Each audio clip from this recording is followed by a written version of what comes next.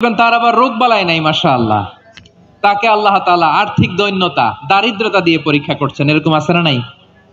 টাকা পয়সা নাই, দিন আনে দিন খায়, যা আছে তাতে চলে না, এটা তার জন্য পরীক্ষা। আবার আরেক শ্রেণীর লোক দেখবেন, তাকে আল্লাহ অসুস্থতাও দেয় নাই, দারিদ্রতাও দেয় নাই, তার দাম্পত্য জীবনের সমস্যা আছে না নাই? স্ত্রী কথা শোনে না, অথবা ছেলে মেয়ে কথা শোনে না। তাহলে পরীক্ষা সবার জীবনে আছে, এক একজনের পরীক্ষাটা এক এক রকম। আল্লাহ তাআলা দেখতে চায় যে মজবুত, তার জীবনে পরীক্ষাও তত বেশি। চিল্লায় বলেন ঠিক কিনা? It isn't permanent. The struggle in our life isn't permanent. আমাদের জীবনের দুঃখ, কষ্ট, স্ট্রাগল এগুলো পার্মানেন্ট নয়। After every difficulties there is an ease. সব কষ্টের পরেই একটা সুখ আছে না নাই?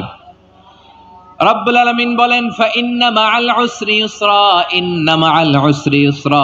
ভয় পেও না, চিন্তা করো না, কষ্টের সাথেই আমি রেখে দিয়েছি স্বস্তি। সুবহানাল্লাহ বলেন। মুমিন জীবনে বিপদ যত বেশি, কষ্ট যত বেশি, তার সামনে সফলতা তার চেয়েও বেশি। ঠিক কিনা বলেন? কারণ বিশ্বাসীরা জানে, রাত্রি যত গভীর হয়, সুবহে সাদিকের সময় তত আগাতে থাকে। গর্ভবতী নারীর পেটের ব্যথা যত বাড়তে থাকে, ঘরে নতুন মেহমান আগমনের সময় ঘনাতে থাকে। মুমিনদের উপর বিপদ, অত্যাচার, আপদ, পরীক্ষা যত বাড়তে থাকে, কালেমার পতাকা উড্ডয়নের সময় কাছে আসতে থাকে। বিশ্বাসীদের এগুলো হিসাব মিলানো অনেক আগে, এগুলো অনেক আগে হিসাব মিলানো। দুঃখের আধার শেষে সুখের আলো মিটিমিটি হাসে। চিল্লায় বলেন ঠিক কিনা? দুঃখের আধার শেষে আলোর প্রভাত হাসে, হতাশার কালো মেঘে যায় গো ভেসে, হতাশার কালো মেঘে যায় গো ভেসে। দুঃখের আধার শেষে আলোর প্রভাত হাসে, হতাশার কালো মেঘে যায় গো ভেসে, হতাশার কালো মেঘে যায় গো ভেসে।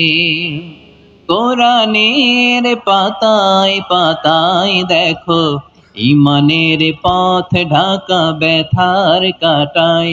কোরআনের পাতায় পাতায় দেখো, ঈমানের পথ ঢাকা ব্যথার কাটায়। ভেঙে পড়ো না কভু হতাশ হয়ে, ভেঙে পড়ো না কভু হতাশ হয়ে। জ্বলে পুড়ে খাঁটি সোনা হও গো শেষে, জ্বলে পুড়ে খাঁটি সোনা হও গো শেষে। দুঃখের আধার শেষে আলোর প্রভাত হাসে, হতাশার কালো মেঘে যায় গো ভেসে, হতাশার কালো মেঘে যায় গো ভেসে। ঠিক কিনা বলেন? দুঃখ যত বেশি, পরীক্ষা যত বেশি, কষ্ট যত বেশি, সুখের সময় তত কাছাকাছি। চিল্লায় বলতে হবে ঠিক কিনা? এজন্য মুমিন জীবনে পরীক্ষা বেশি, মুমিনদের হতাশা নাই। মুমিনরা নিরাশ হয় না, হতাশ হয় কাফিররা। মুমিনরা কখনো হাল ছেড়ে দেয় না, মুমিনরা ভরসা রাখে একজনের উপর, তিনি কে? তাহলে আমার প্রিয় পটুয়াখালীবাসী, বিপদ থাকবে, পরীক্ষা থাকবে, এই বিপদ থেকে আমাদেরকে উদ্ধার করবেন একজন, তিনি কে? আমরা শুধু আল্লাহর উপরই ভরসা রাখবো। রাজি আছেন তো? চাইবো একজন সত্তার কাছে। আওয়াজ করে বলুন, তিনি কে? একজন সত্তার কাছে চাইবে। বিশ্বনবী উনার চাচাতো ভাই আব্দুল্লাহ ইবনে আব্বাস রাদিয়াল্লাহু তাআলা আনহুকে বললেন, ইয়া আব্দুল্লাহ ইবনুল আব্বাস, হে আব্দুল্লাহ ইবনে আব্বাস, ইযা সাআলতা ফাসআলিল্লাহ, যখন চাইবে আল্লাহর কাছে চাও। ও আব্দুল্লাহ, যখন চাইবা আল্লাহর কাছে চাও। ওয়া ইযা ইসতাআনতা ফাসতাইন বিল্লাহ, যখন সাহায্য চাইবা আল্লাহর কাছে ফরিয়াদ করো। জেনে রেখো ও আব্দুল্লাহ, ওয়া'লাম আন্নাল উম্মাতা লাউ ইজতামাআত আলা আন ইয়ানফাউকা বিশাইইন লাম ইয়ানফাউকা ইল্লা বিশাইইন ক্বাদ কাতাবাহুল্লাহু লাক। ও আব্দুল্লাহ, জেনে রেখো, মনে রেখো, গোটা বিশ্বের সবাই মিলে যদি তোমার উপকার করতে চায়, ততটুকুই তারা করতে পারবে যতটুকু আল্লাহ তোমার নসিবে সেটা লিখে রেখেছে। ঠিক কিনা বলেন? আর যদি গোটা বিশ্বের সবাই মিলে তোমার বিরুদ্ধে কনস্পাইরেসি করে, ষড়যন্ত্র করে, গোটা বিশ্বের সবাই মিলেও যদি তোমার ক্ষতি করতে চায়, ততটুকুই শুধু পারবে যেটা আল্লাহ তোমার জন্য বরাদ্দ রেখেছে। যতটুকু আল্লাহ তাআলা তোমার জন্য বরাদ্দ রেখেছে অতটুকুই ক্ষতি করতে পারবে, আর এক চুল বেশিও করতে পারবে না, কমও করতে পারবে না। চিল্লায় বলেন ঠিক কি না? এজন্য আমরা চাইবো কার কাছে? সবাই বলেন নাই, আওয়াজ করে বলেন কার কাছে? সব সময় আমরা আল্লাহর কাছে চাইবো, বিপদে আপদে, সুখে দুঃখে, সচ্ছল অবস্থায় অসচ্ছল অবস্থায়, পরাজয়ের সময় বিজয়ের সময়, সব সময় আমরা ভরসা রাখবো কার উপর? সবাই বলুন। একদল লোক আছে যারা বিপদে পড়লে আল্লাহরে ডাকে, আছে না নাই? পটুয়াখালীতে মাশাআল্লাহ নাই। বিপদ আসলে আল্লাহরে ডাকে, বিপদ নাই আল্লাহও নাই। বিপদে পড়লে নামাজ পড়ে, বিপদও নাই নামাজও নাই। বিপদে পড়লে জিকির করে, বিপদ যখন চলে যায় ওদের জিকিরও বন্ধ হয়ে যায়। এরকম আছে না নাই? কিছু লোক দেখবেন পরীক্ষা আসলে নামাজ পড়ে, আছে আছে। জেনজি আওয়াজ করো, এরকম আছে?